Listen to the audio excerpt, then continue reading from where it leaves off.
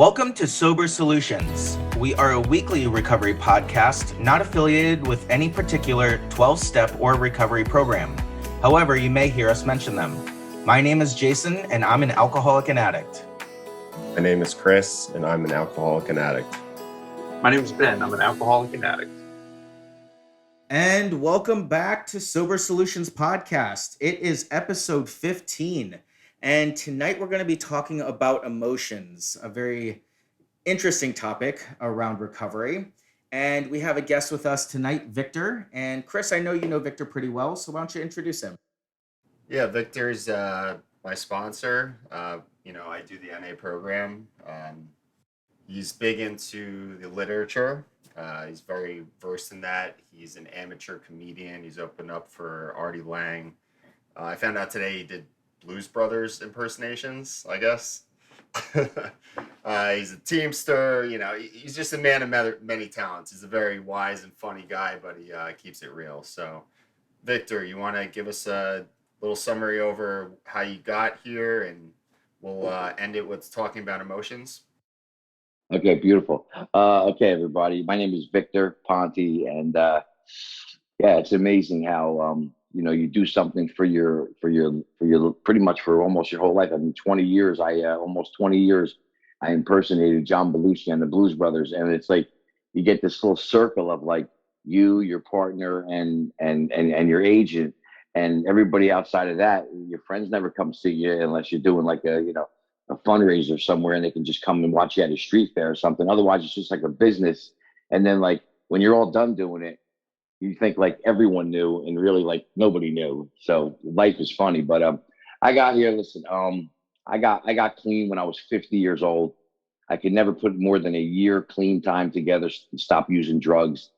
Started using when I was like 18. I remember smoking pot with two friends in their basement. And, I didn't even get high, but I remember like what I was attracted to was like the sneaking around part. And I was always like this. I'm like your number one people pleaser. You'll never meet a more people pleasing person than I am. But when I got clean, this time, like I'm able to look back on my life and see that I had this thing inside of me, well, I see now that it's a disease, but I had this thing inside of me that just always felt different and always did different things. And I was very, very destructive as a kid. Like if we went on like 30 vacations, me and my family, I ruined like 28 of them, like with like broken bones or stitches or giving someone else stitches or just destructive behavior.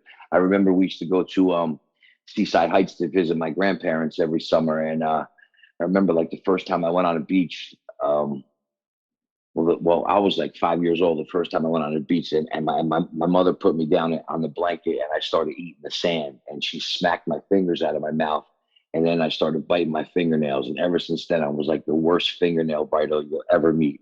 But my fingernails are good now because I'm clean. But I always had this thing inside of me, like I was always like pretty calm. But like I used to take like my emotions out like on my fingers, and like you'd be able to judge, like even like right now, like my fingernails are long and they're nice and I like paint and clear and stuff. But like there's a few of them that I've been like this forefinger right here I chomped on today at work, and it's always a gauge of my if you could look at what my daughter looks at my fingers, and she's like 3 for 10, you're doing good. Like both of my thumbs are bitten and my forefinger's bitten. The rest of them look good. So I'm like I'm batting like 300 right now. I'm batting actually 700 right now, but I always used drugs, man. I started using drugs because it was fun, and then once I realized that it can take away some pain and replace some emotions, because I can look back and let me tell you, I mean, when my grandmother died, I was like a full-fledged drug addict, and when my grandmother died, I was with this girl. We were like smoking crack at the time, and she was doing pills, and the emotions of my grandmother dying just led me to use it all night. Like I went to the wake in Cedar Grove, and I was like nodding out, and my family kept telling me, go in the basement, go to sleep, go lay down, go, and I'm like, no, I'm fine. Proceeded to go home, smoke crack all night till 4 or 5 in the morning, lay down. The next day they were burying her, and they were going to eat afterwards, and I slept through the whole thing. all because of emotions. I couldn't process my emotions, and it just replaced, the process of drug addiction. It's a long journey, because at some point you go from, the people pleasing part where everything's okay and you're functioning, which is what I did. I bought a house when I was 25. I had a really good job. I had a Corvette, a Cadillac. Like, I was doing really, really good, but I always had that budget for drugs, and I kept using until it became a problem. And then when I started doing heroin, there was just no turning back from that. I started doing things for money. I started burglarizing establishments, and just I got a lot of stories of just breaking into places and stealing $20,000, and just having these, like, my counselor used to say to me, I want to get in touch with that guy who cut a hole in the roof of a strip mall and went down inside to get to a safe. I want to know who that guy was. And I'm like, wow, like, when you're clean, you don't even think of, like, doing these things. You just try to do, like, things, like, honestly. And when you look, man, I tell you, boy, it's just a real change in perspective. So what happened was, I was 50 years old, and I was working a job where I was off in the winter, and I started driving this heroin dealer around because I was off. It was the middle of the winter. I wasn't doing anything. I'm driving him around. He's dealing heroin. We got arrested.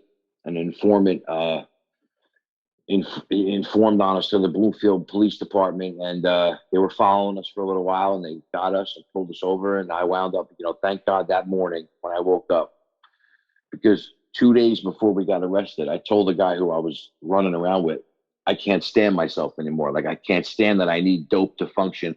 I really wish I would get arrested, I said to him. He's like, no, don't say that. Sure enough, 2 days later, we got arrested. Thank God that morning I put on a brand new pair of Tommy Hilfiger underwear, because little did I know I'd be in that same pair of underwear for the next 14 months I spent in the Essex County Jail. And that's where my recovery really started, because when I went in there, I really just had enough.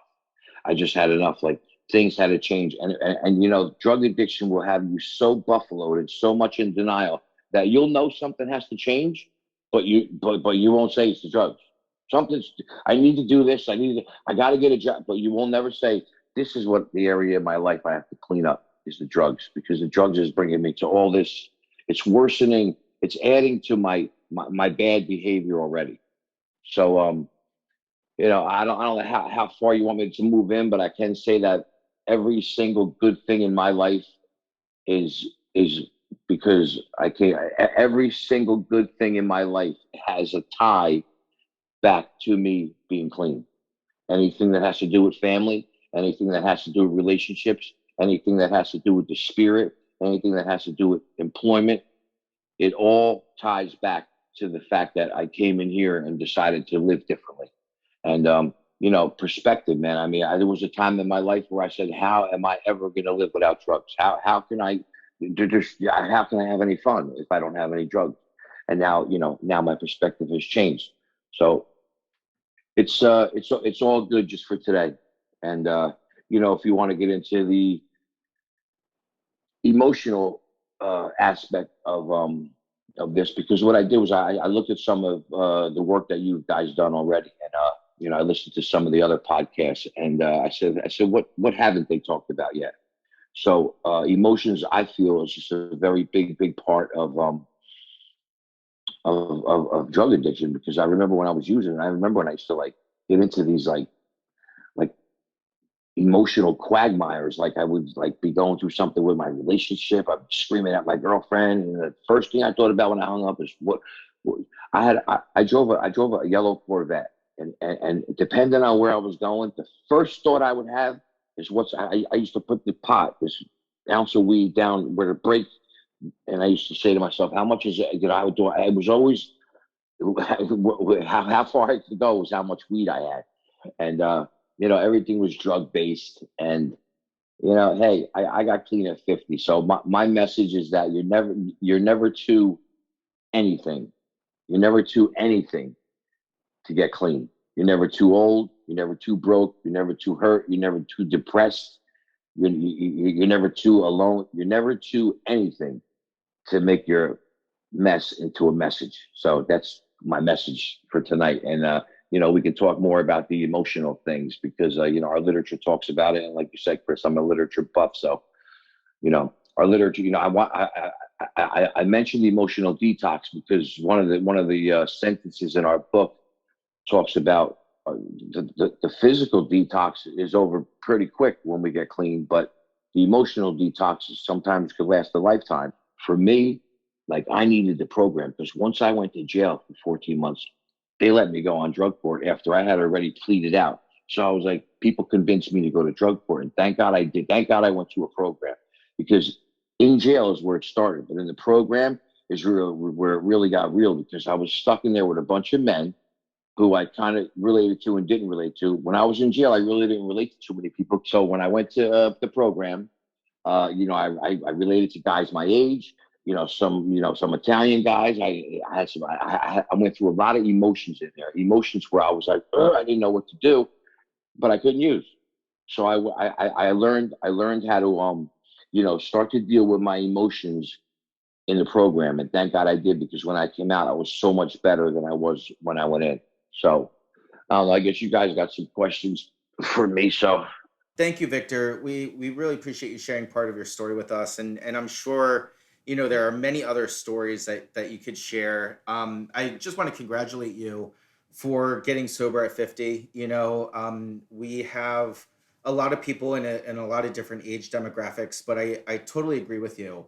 It doesn't matter how old you are, how rich you are, how poor you are, how whatever you are. When you're ready to get sober, you're ready to get sober. So I just want to congratulate you for that.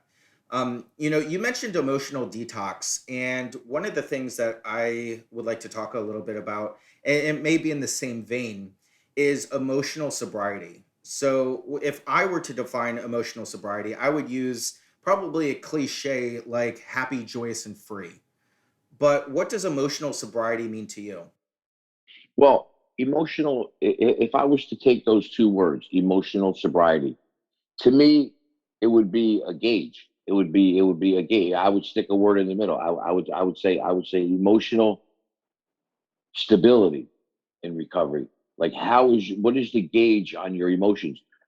I went to a meeting on a Sunday night. It was a late night meeting that they used to have in Cedar Grove, and it was like 9 o'clock. The meeting didn't start till 10. So I was talking to my girl, and I said, I'm going to stop at 7-Eleven. I'm going to get a cup of coffee and then go down to the meeting and drink it outside the church.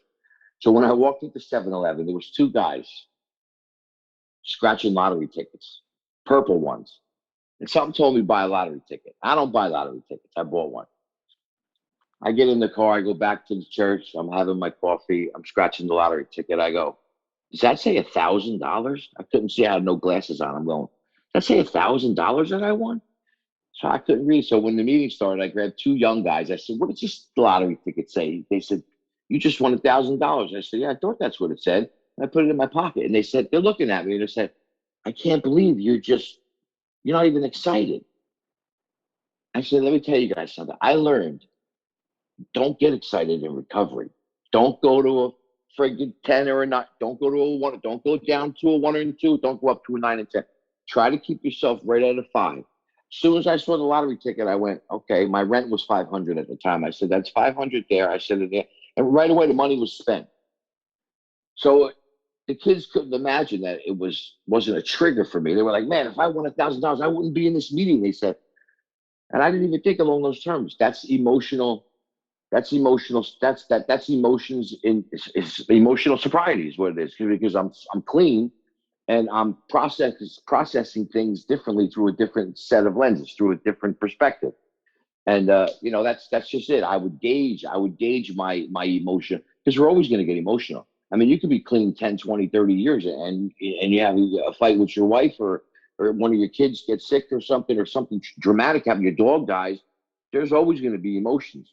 So it's a gauge. It's an emotional gauge. It's how we deal with it now. Because let me tell you, when I used to get when I used to get pissed off and stuff, I was prone to do some serious.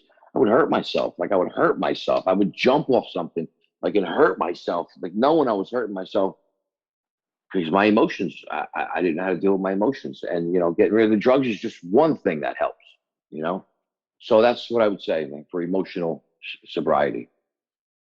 Yeah, Victor, I want to thank you for coming on. It's been great to see an influence in in Chris's life, because he needs a lot of influences other than golf coaches. But the I love what you said about staying at a 5.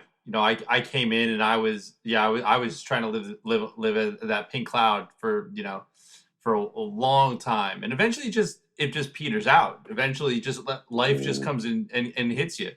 And one of the things that I'd love to hear from you, and you started to go into it a little bit, is managing those emotions. Not because it's real easy to pray when you need help. Yeah. But one of the things I've found is when things are going great, that's when I try to reach out and double down on my gratitude. So for you, what is it like managing the different types of emotions, not just the bad ones, but the good ones too? Um, well, managing good emotions, it has to be gratitude for me, because it just didn't have to be this way, and I have a tremendous woman with me who, I got arrested when I was with her, and she's never left, never missed a visit, and she stuck by my side. So that's like one aspect of it. But I talk about this a lot in the meetings. If you want to gauge your own emotions inside of your own body, not based on anything like outside of you, you're all by yourself in your car if you drive. I heard a guy give I heard a guy say the other day. He said traffic doesn't care. He said traffic doesn't care. He said, you know what an opportunity it is to be stuck in traffic, that you could have a moment to just do whatever you want. And one of my counselors used to say to me, well, when you're stuck in traffic, what's the one thing that makes you feel better? I said, I don't know. The whole class, no one knew. What's the one thing that makes you feel better when you're stuck in traffic? No one knew. I don't know. You got a radio? What? We don't know. He said that you're not alone. Other people have to get places too. Some of them have to get places that might cost them a lot more than you being a couple minutes late. So when I'm in, it's hard to say that, because ever since I sold my Corvette 30 years ago, I've always had bigger luxury cars, and I drive like an old man. But when I had my vet, I used to drive like a coupe. I used to drive like a race car driver, because it was a quick little car. So I'm just laid back in traffic. But I was always, I would have my moments in traffic where I would just just freak out. I had one time I was in traffic. I was getting off the Botany Village on Route 21. The guy in front of me was hitting his brakes, trying to get me, like trying to annoy me. He kept hitting his brakes real hard, and I was hitting my brakes real hard. And I said to everybody in the car, I said, put your seatbelts on. And I just ran this guy. I just said, he wants, and I like, that's how crazy I was on the road. So if you want to gauge your emotions, when you drive and you're stuck in traffic, you beware of your behavior, and you see if you've changed. Because if you're in recovery, like, there's no doubt about it. Like, you change when it comes to shit like this. You're no longer like a nutcase. I must have totaled 10, 15 cars in my life, not to mention the ones I didn't total. Like, I just messed those up really bad. I was just really, really crazy. So recovery, like, I don't know, it's just like, it calms you down. It brings peace, because, in recovery, we talk about, so you guys might know, I do sermons. Like, people ask me, what'd you do during COVID? I read my Bible and did sermons. Like, I'm just at peace. You know what I'm saying? I'm just pretty much at peace. I really don't freak out too much. Although, I did. I freaked out not too long ago. I mean, maybe 2 months ago, on my girl. I was ready to fight my boss at work. Not really so much for me. He's just a real. So I was ready to fight him. So, like, I'm not perfect. I still have my emotions, but I don't I don't go running and hide in the closet for a weekend like I used to and forget about it. I was one of those addicts. I was one of those addicts who came out on Monday, went to work all week, and then Friday to Sunday, my family says, "Where are you?" I'm stuck in the closet smoking crack. I can't get out. But yeah, man, we use over emotions. But It's funny you say that's stuck in the closet. I feel like my emotions have been stuck in the closet for 5 years. I was talking to my therapist, and I was trying to explain that, like, over the past couple months, there's been days where I just don't want to do anything, and I was like, "Is that depression?" Like, I don't even know if that's depression. And then she's asking all these questions. She's like, "Well, do you stay in that state?" Blah blah blah. And what she told me, or the consensus was I haven't felt a single emotion for like 5 years or Wow. even longer. So like, like you said, we've been masking our emotions for so long. And I'm kind of waiting for that, fluctuation to stop. However, it's the first time, and she actually, I remember in rehab they have like this little wheel where it's like this emotional chart, like sadness, or I guess it's more of like a feelings chart, but it's like sadness, happiness, and like Mhm. I literally had to reference that to understand like how I was feeling at one time. Yeah. So how long did it take you to like almost stay at a 5? I guess is my question. Uh, to tell you the truth, I always had like a calm base to me. Like my sister used to say to me, "How come you never get mad?" Because I'm biting my nails. That's why. That is why. That's why when I was growing up, I was always like kind of like really like kind of like I have a long fuse, and it's because of this right here. I just I'll get so deep into biting my nail, but now that I don't, because listen, this is what I believe. This is what I believe. When you come into recovery from alcohol or drugs, there's a huge void, right? There's a huge void. There's just obviously a void. You go to jail, you go to the program, you just quit, you go to detox, you go to rehab, whatever the drugs are gone, the alcohol's gone. There's a huge void in you. And you're not just gonna just jump up one day and just start playing tennis or start lifting weights or start playing the guitar. The spirit will move in on you without your permission. This is what happened to me. The spirit moved in on me without my permission and just led me to do certain things like I made phone calls and I was like, wow, why do you same thing with Artie Lang? It's the same thing. It's not that I opened for Artie Lang. That's not the issue here. The thing is how it happened and how I seen it, my perspective on the whole thing. That I was someplace I wasn't even supposed to be. I was someplace that God directed me to. How do I know that? Because I know what happened right before that. I don't have to share the whole thing with you. I believe our spiritual awakenings, we really shouldn't share the whole thing. But I was sent somewhere by someone else's hand, right? I wasn't even supposed to be there. I was supposed to be this way. I was that way. And that's how I met Artie, and he met me, and the rest is history. The rest is really me because I saw him there, and I took over, and he liked me, and then I opened for him. But that's not really the story. The story is how I wound up there.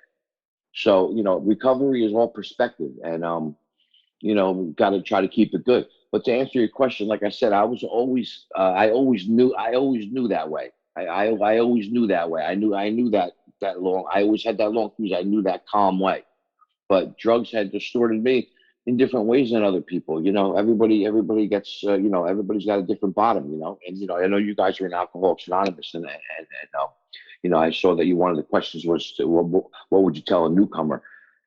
In Alcoholics Anonymous, before Narcotics Anonymous was ever even around, the alcoholics who got sober were old guys. They were all old men, and then young kids started filtering in. 25-year-old kids started filtering in as alcoholics. They were alcoholics, and the old men used to say to the young kids, "Raise your bottom." That's what they used to say to these young kids that came in. Raise your bottom. You don't got to be a 60, 70-year-old man and you're like me with a long story to tell. You can just tell a short story and be here. So what I would tell newcomers is just give yourself a break, man. For me, being clean is just like what happens is the challenges of life start coming at you, and they're not that big of a deal because when you survive drug addiction, that was a big deal. This life is really not a big deal. It's all simply laid out. It's addition. It's not calculus life. Calculus was using for 30 years. That was fucking calculus. So yeah, to answer your question, I think it'll take as long as you start to recognize it. And once you start recognizing, you realize you don't have to get all excited over this. You feel yourself changing. What I would also tell newcomers is try to get clean as early as you can. Try to get sober as early as you can because the worst thing you could live with, the one thing that will take you out is your resentments. Your resentments will take you out. When you look back on your life and you say, I wasn't such a good father. I wasn't such a good this. I should have kept this job. I should have, could have, would have. Those fucking resentments will kill you. You'll have my resentments to me are the same way I feel as when I think about the universe and eternity and God. That's how deep my resentments are. So I totally agree with you. I've said this on the show before that what has taken me out, and I think what takes out a lot of people back out into active addiction is that resentment. And for me, resentment is all based in fear. And Mm, so, if anyone's working a 12-step program, for me, when I was going through my fourth step and doing my fears inventory, once I was able to work through that and then move on to my fifth step and eventually my eighth step and my ninth step and really start making amends, which we're going to be talking about in a later episode. But once I was able to get through that, I didn't have that fear anymore. And the ninth step promises really started to show up for me. mm. Um, but Victor, thank you so much. It has been an absolute pleasure having you on the show tonight. Thanks, You Jason. are absolutely hysterical. We appreciate your experience, strength, and hope. And thank you. I Yes, thank appreciate you. you guys. Thank you. I had a lot of fun. Thank you, Victor. Well, Chris, what an energetic, hilarious guy you have for a sponsor. And I think that he made a lot of great references and drew a lot of conclusions and really connected the dots for me around emotions and recovery. He really talked about that that medium, middle of the road type of feeling, and his conversation around being in the car in traffic and going from, you know, rear-ending a guy to just enjoying that he's with other people. That really, really resonated with me. Yeah, right now, it's funny when he was saying that, I want to get to that point, and I'm trying to. And I think I've mentioned this before. I go to therapy with my wife, I go to a therapist for myself, I go to meetings. I am getting a lot better, but it's funny over this last year. Like I said before, it's the first time that I think I'm recognizing that I'm feeling emotions, and I don't always deal with them properly. And you know, like he said, I'm not perfect, and through sobriety, it teaches you how to deal with these emotions in a better way, in a more constructive way. So that whole journey I'm enjoying, and I'm enjoying getting better, and I'm trying to be receptive when people give me advice or direction. Yeah, when you were asking that question about how do you get to that state, I was thinking about like what that was like for me, and I never experienced the journey of figuring out what the emotions were because I literally dealt with them as soon as I got out of rehab. And you know, it was the beginning of my divorce essentially. Like it was every emotion under the sun. And I I know when my mom listens to this podcast, she's going to remember the weeks that went between up, down, crying, laughing, talking at 5:30 in the morning with her every day. That was how I got to that place. I literally went through every emotion imaginable, good, bad, and ugly. Like to the point where we had to call a psych hotline at 10 o'clock at night because I thought I was losing my mind. It was just a medication switch up, but it was like I literally went through every single thing. And so now I've learned that, you know, and again, it doesn't happen all at once. But when I look back now, I go, okay, I've been through this, and this. And it was a totally a new experience because for 10 years, I didn't want to feel a thing. So, so now I literally went through every emotion you could as soon as I got out of rehab. And these last 10 months or so have been learning how to deal with it. And there's a there's a book, Understanding Addictive Thinking, that I was really useful for me. The psychiatrist who wrote it said he doesn't wish any of his patients a smooth early recovery. He wants them to face life immediately and as hard as possible because that's the only way you're going to learn. And so, yeah, for me, unfortunately, I had to get divorced. I hope that doesn't happen. Have to happen for you in order for you to experience these emotions. but they will come and you will learn from them. I'm Yeah, definitely learning from them. it's really interesting, that concept of not having that smooth early recovery.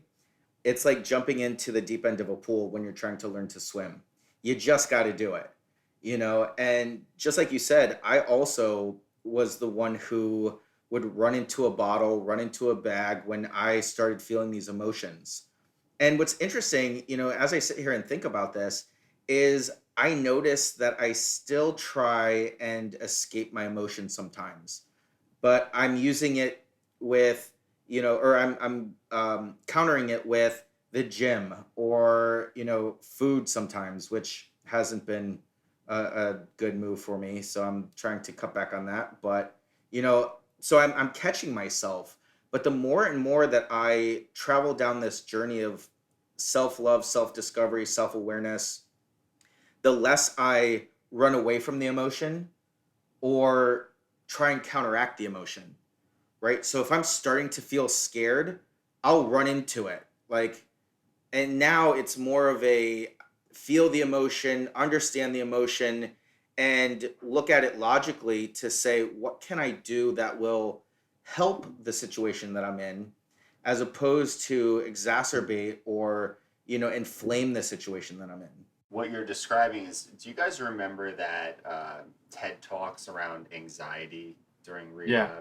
rehab? So the whole concept was, everyone, or I shouldn't say everyone, a lot of people in America think they have this anxiety. And he's like, anxiety is there for a reason. He's like, you need to lean into anxiety and recognize what that emotion is used for. Did Right. you not bring the garbage out? Do you have a big meeting that you have to prepare for more than you did? Do you X, Y, Z? And, I've said this in a past episode. I'm not a doctor, and I understand people have debilitating anxiety, but emotions like that and emotions like you're saying, Jason, fear or, happiness or whatever it is, they're there to guide us into something or give us direction. And a lot of times people get scared of those things and they ignore them. And I think, like you said, we all have to lean into them and just be more cognizant of what they are trying to tell us. Yeah. The thing that Jason, what you said about the swimming pool, that's literally, what happened to me when we got out of rehab, and I went that week without hitting a meeting. The same thing happened when before I went into rehab. I stopped drinking 10 days before I went into rehab, and that was where I went through like a mental breakdown. And it was like, wait a second, I've removed the alcohol. What's the problem now? And that's when my ex-wife came to me and was like, you need to go somewhere. I was like, all right, I guess I will. And it was because I needed to swim. I didn't want to, but I needed to survive. And so I came out of rehab not wanting to do a meeting. And then when I texted you guys that Saturday morning, you were like, get into a meeting now. And I was like, shit, I don't want to do this, but I need to just survive now, because that's really what it is. Like, and yeah, Chris, like you said, it's that fear, like, oh God, I've never been in an AA room. Well, guess what? Everybody goes into an AA room for the first time. Like, and I literally had done 2-3 weeks of people telling me to just do it, just do the work. And now doing the work has got me to 11 months. I mean, it's at the point now where I forgot yesterday was 11 months. And well, thank you. And you were a day ahead of me. That means Jason is 2 days to go. Yeah. So congratulations, Jason and Ben. Right, but to get to that, I honestly didn't think that I would get to that point where I stopped counting days, weeks, or months. It's and for it to kind of pass by, like, yeah, I'm gonna one day at a time. I'm hoping to get to July 28th, and I'll thank everybody around me, for helping me get to a year, and then we'll be on day 366. So it's interesting you say that too, because I just took my first sponsee through his steps. He just completed on Sunday. And, when I finished my steps, I was like, oh, do I like get some kind of acknowledgement? And my sponsor was like, nope. Do you get a plaque? Yeah, right? A plaque or some kind of gold star for my fridge or something, But no, it's you just continue to use the steps or whatever program of recovery you're in each day after that. But to go back to the emotions, you guys were talking a little bit about fear or alluding to other negative emotions. One thing that I noticed is that anytime I get happy or I feel love or any of these like quote unquote positive emotions, I also used to run from them too because I didn't know how to handle it. Yeah, You you know, feel like you don't deserve it, right? exactly, especially when someone would compliment me, and it would be this weird kind of like emotion that was dwelling inside me of like, oh, you don't actually mean that, or if you actually believe that, I'm sorry for you, but I don't believe that. So, and just that whole concept of feeling good outside of the drugs and alcohol was so foreign to me. So, Yeah, I agree. I mean, positive emotions also were foreign to me. I mean, we went to a party for my Katie's friend's daughter, basically. And just sitting there and having adult, intelligent conversations. But at the end, these people were like, oh, your husband is so, because everyone at this party's drinking, basically, except for me. And they're like, it was really nice to have these adult conversations with your husband. Like, he's a great guy. And that just, at the end, it's funny because my wife's like, wow, that must have felt good. And it really did, honestly. It felt good that people were acknowledging that I was present, that I was with the kids, that and like you said, Jason, that would have never happened back in the day because I would have been running to the bathroom. I would have been worried about if I would have gotten caught or, I just wouldn't have been there. But actually being able to have a conversation, be happy, be present, and actually just embrace the day and feel the emotions surrounding that day was just a game changer. And, and just leaning into those emotions, those positive and negatives, really changes your life.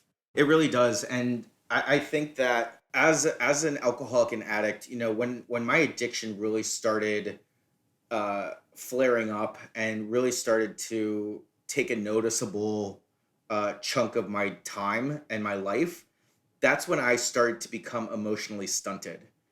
And so as other adults started growing up and really learning how to deal with emotions, learning how to interact with emotions, it is something that I have to learn now, and I have been learning over the last 11 months.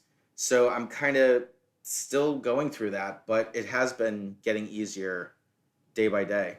Well, boys, it was an emotional evening. No pun intended. I know, corny joke. I'm not as funny as Victor, but it really great episode. And as always, tonight's episode is dedicated to the still sick and suffering alcoholic and addict, as well as the individual who is going to pick up for the first time tonight.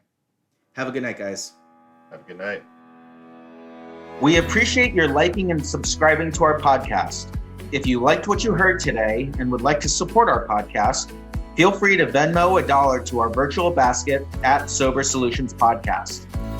We want to hear from you too. If you have a comment, question, topic, or would like to come on the show, find us on Instagram, Facebook, or YouTube at Sober Solutions Podcast. Or you can shoot us an email to sobersolutionspodcast@gmail.com. Find us on Apple Podcast and Spotify. And if you like what you've heard, make sure to subscribe, rate, and review the show.